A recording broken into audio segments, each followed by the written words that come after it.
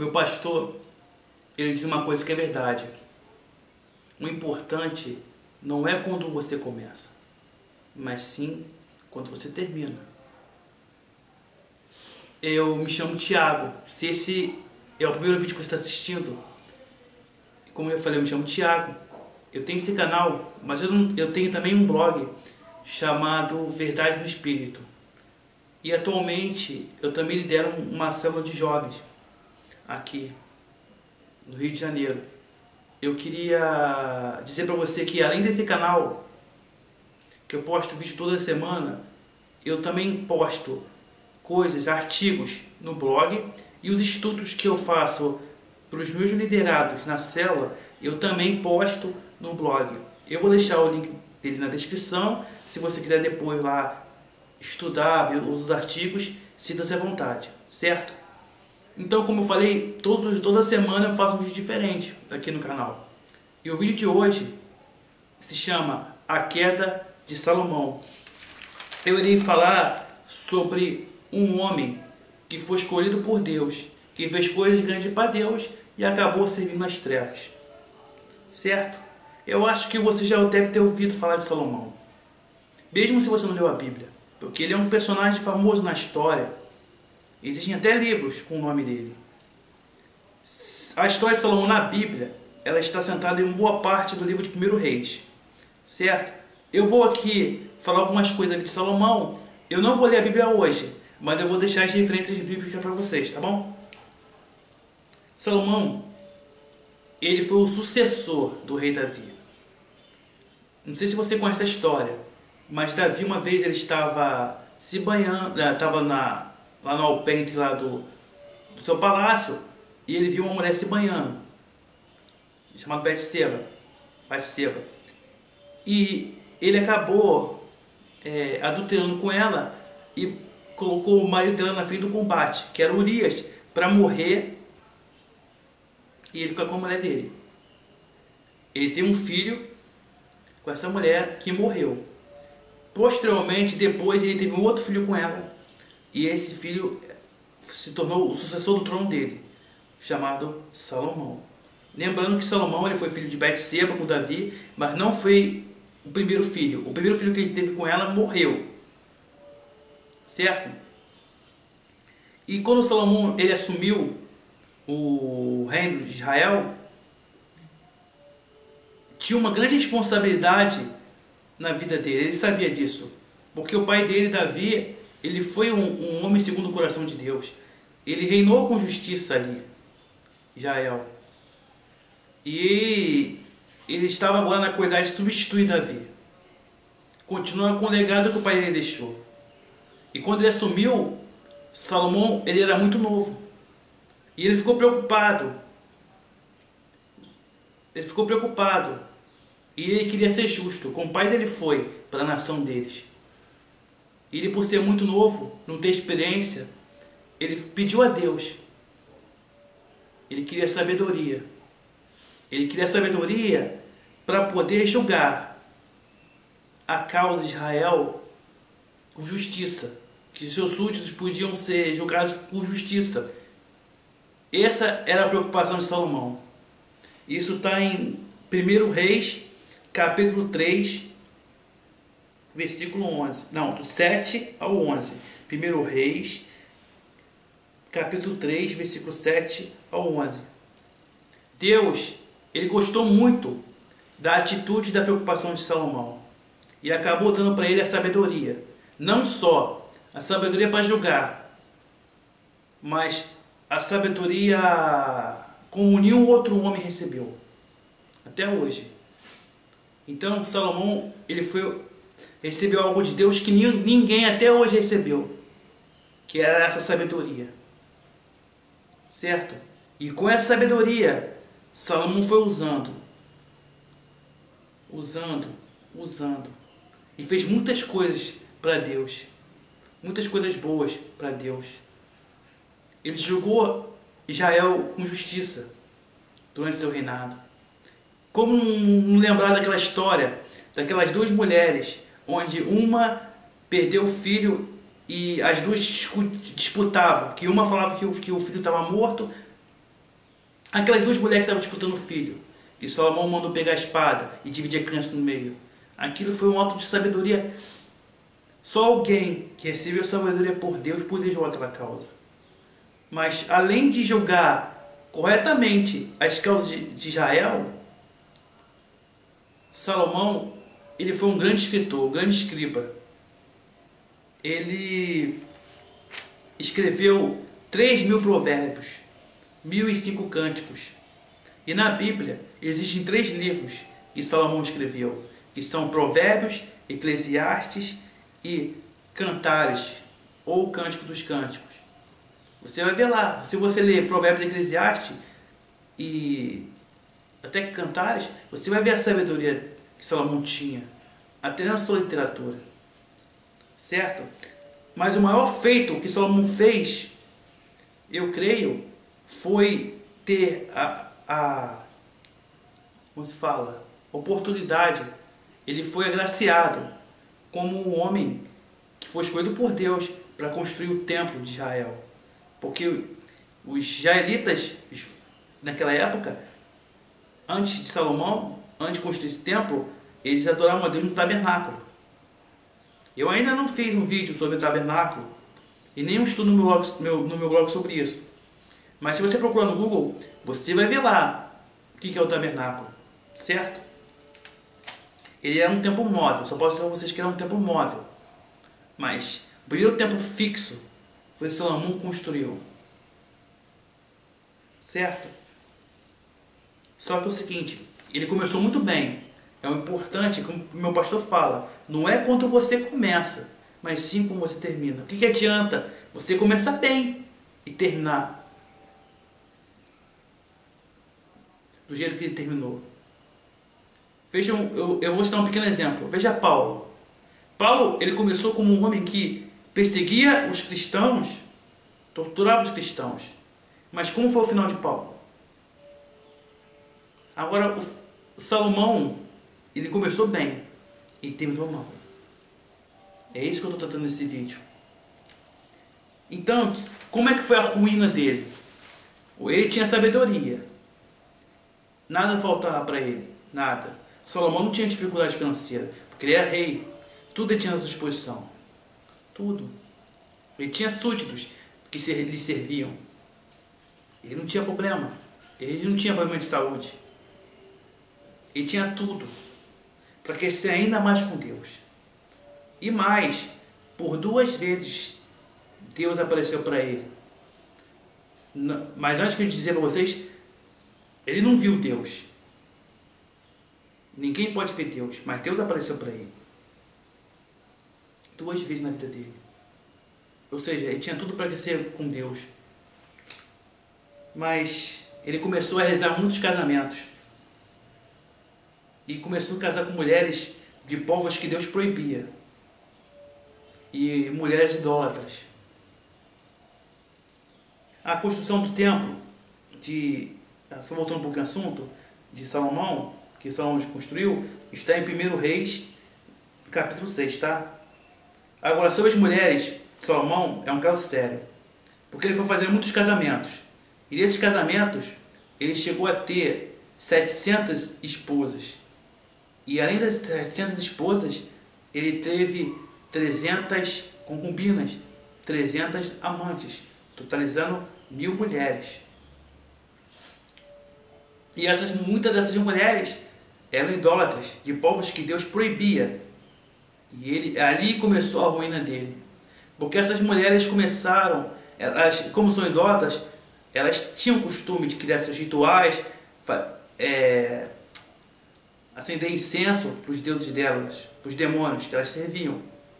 E Salomão primeiro deixou. Essa história está em 1 Reis 11, 3. Capítulo 11, versículo 3. Certo? E nessa época que Salomão começou a se corromper, ele já estava velho. Ou seja, além da sabedoria, ele já tinha experiência. Certo? E ele começou, primeiro liberando elas para fazer incensos rituais. E depois, como a Bíblia diz, um abismo chama outro abismo. Ele começou cada vez mais se lameando do pecado, se atrelando com as trevas. Primeiro ele começou a deixar as mulheres dele fazer o incenso, fazer as coisas que eles faziam. Depois ele começou a participar dessas reuniões. E por fim, ele começou a se interessar pelo ocultismo, pelas práticas das trevas. Tanto que ele começou a criar altares, a se envolver cada vez mais. E também ele mesmo acender incenso aos demônios. Certo? Hoje em dia, os adoradores do diabo dão muito valor a Salomão. E eu vou explicar para vocês por quê. Certo? Daqui a pouco eu vou falar sobre isso. Mas ele quem conhece o ocultismo, quem conhece as coisas, ele é muito idolatrado nesse meio. Certo? Para quem tinha o contato com Deus, que teve contato com Deus por 2 vezes, Deus apareceu para ele, que tinha sabedoria, tinha um reino, tinha tudo. Agora, Salomão já estava no meio das trevas. E mais, estava tendo contatos com demônios. Não apenas de incenso, mas também tinha contatos pessoais com demônios. Deus só não destruiu o reino dele naquela época por amor a Davi. E isso está... Deixa eu aqui pegar a referência aqui. Cadê? Eu botei a referência aqui. Deixa eu ver se eu achei a referência. Tá, eu deixo na descrição a referência, ou deixo no blog. Certo? É o seguinte, então, ele começou a se envolver com demônios. Porque hoje em dia, eu já vi um vídeo chamado Contato com Anjos. Tem pessoas que têm contato com anjos, servos de Deus. E os adoradores do diabo também têm contato com demônios. E Salomão, ele acabou sendo importante no ocultismo, até por causa disso também. Porque além dele servir as trevas, ele acabou usando a sabedoria que Deus deu para ele para a obra do diabo. Como assim, Thiago? Mas antes de falar o que ele fez, o ocultismo homenageou Salomão. Se você pegar... Já viu o símbolo do pentagrama? O pentagrama é uma estrela de 5 pontas. É um símbolo ocultista, satânico e de bruxaria, que tem vários significados, mas eu não vou falar aqui. E também tem o hexagrama, que é um triângulo para cima e um triângulo para baixo. Certo? Esses 2 símbolos acabaram sendo homenageados. Satanás acabou homenageando Salomão na atribuição desses 2 símbolos.